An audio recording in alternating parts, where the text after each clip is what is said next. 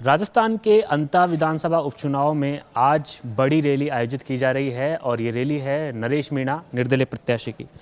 इस रैली में माना जा रहा है कि लगभग लाख से 50,000 लोग शामिल हुए हैं और इस रैली में दिल्ली से लेकर राजस्थान के बड़े नेता शामिल हुए हैं। साथ ही ये भी बताया जा रहा है कि इस रैली के माध्यम से एक बड़ा सियासी संदेश नरेश मीणा देने जा रहे हैं और उपचुनाव में एक बड़ी जो ताकत है वो खुद की दिखाने वाले हैं। हालांकि रैली को लेकर तमाम जो संख्या बल है, कितने लोग पहुंचे हैं, इसका भी आंकड़ा नहीं आया है, लेकिन ये माना जा रहा है कि ये अंता उपचुनाव में नरेश मीणा का अब तक का सबसे बड़ा शक्ति प्रदर्शन बताया जा रहा है। वहीं दूसरी ओर इस रैली में आप नेता संजय, जो सांसद है संजय, वो भी पहुंच चुके हैं। दिल्ली से कुछ आप पार्टी के कार्यकर्ता और नेता भी इस रैली में शामिल होने के लिए पहुंचे हैं। वहीं दूसरी ओर राजस्थान के नागौर से सांसद हनुमान बेनीवाल इस रैली में शामिल हो गए हैं। राजेंद्र गुड़ा, जो काफ़ी समय से नरेश मीणा के सारथी बने हुए थे, वो भी इस रैली में शामिल हैं। मंच तैयार है। कुछ तमाम जो नेता है पश्चिमी राजस्थान से, पूर्वी राजस्थान से, वो इस रैली में शामिल हुए हैं और बताया जा रहा है कि सर्व समाज के नेता जो इस रैली में शामिल हुए उन्होंने नरेश मीणा को समर्थन दिया है। वहीं बताया जा रहा है कि इस रैली के माध्यम से नरेश मीणा जिस तरीके से शक्ति प्रदर्शन अब तक कर रहे थे, वो सबसे बड़ा शक्ति प्रदर्शन नरेश मीणा का इस रैली के माध्यम से देखने को मिलेगा। हनुमान बेनीवाल के लिए वो लगातार बोलते आए हैं कि हनुमान बेनीवाल की जनसभा होगी और वो यहाँ इस जनसभा में आएंगे और मेरे को समर्थन देंगे, और हनुमान बेनीवाल वहाँ पहुँच चुके हैं और कुछ ही देर में उनका भी भाषण इस रैली में होगा, इस जनसभा में होगा। और बताया ये भी जा रहा है कि इसके बाद एक रोड शो भी आयोजित किया जाएगा, जिसके माध्यम से नरेश मीणा जो है चुनाव का प्रचार करेंगे और लोगों तक अपनी बात पहुँचाएंगे।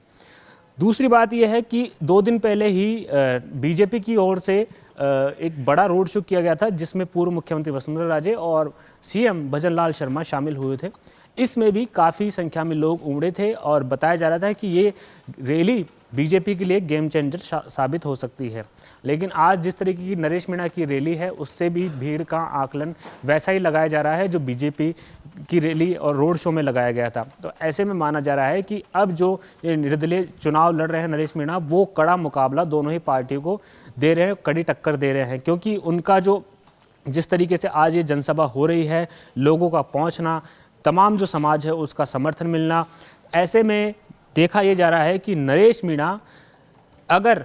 चुनाव नहीं भी जीतते हैं तो वो कहीं ना कहीं सेकंड नंबर पर रहने वाले हैं, या तो कांग्रेस या फिर बीजेपी कहीं तीसरे नंबर पर खिसकती हुई दिखेगी। तो नरेश मीणा की ये सियासी रैली कहीं ना कहीं अंतर चुनाव में एक बड़ा संदेश देने वाली है और हनुमान बेनीवाल का शामिल होना नरेश मीणा के लिए बहुत एक फ़ायदे का सौदा भी हो सकता है, क्योंकि काफ़ी समय से हनुमान बेनीवाल के बारे में नरेश मीणा कहते आए हैं कि उनसे लगातार संपर्क है और लगातार उनका यही कहना है कि अंता चुनाव में वो जनसभा में शामिल होंगे। ऐसे में आज वो इस जनसभा में शामिल भी हो गए हैं और नरेश मीणा को समर्थन भी मिल गया है। ये रैली लगातार, जनसभा लगातार जारी है। यहाँ पर नेता जो मंच पर मौजूद है, नेता उनके भाषण दिए जा रहे हैं। इसके अलावा आप नेता संजय, वो भी यहाँ पहुँचे हैं, उनका भी भाषण होगा, हनुमान बेनीवाल का भी भाषण होगा, साथ ही नरेश मीणा का भी भाषण होगा। अब इन रैली के माध्यम से जो भाषण होंगे उसमें बीजेपी कांग्रेस दोनों को निशाने पर लिया जाएगा और कुछ बड़ी बातें भी इस रैली के माध्यम से निकल के सामने आने वाली है। दूसरी तरफ कुछ समय से आप पार्टी लगातार नरेश मीणा के समर्थन में अंता में चुनाव प्रचार कर रही थी और यहाँ दिल्ली से और राजस्थान से कार्यकर्ता जो पहुंचे थे वो अंता में जुटे हुए थे। ऐसे में दिल्ली से भी कई आज बड़े नेता हैं, उनका समर्थन मिला है। तो ऐसे में नरेश मीणा लगातार ये कहते आए हैं और एक सबसे बड़ा सियासी संदेश ये जा रहा है कि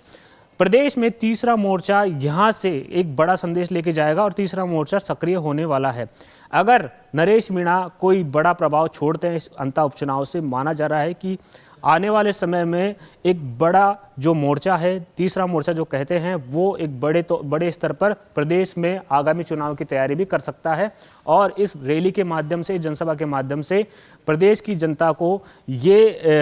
एक संदेश दे सकता है कि बीजेपी और कांग्रेस के अलावा भी तीसरा मोर्चा है जो प्रदेश की जनता का प्रदेश की जनता की समस्याओं को देख सकता है। और जिस तरीके से बीजेपी और कांग्रेस ने लगभग कुछ सालों से राज किया यहाँ पे,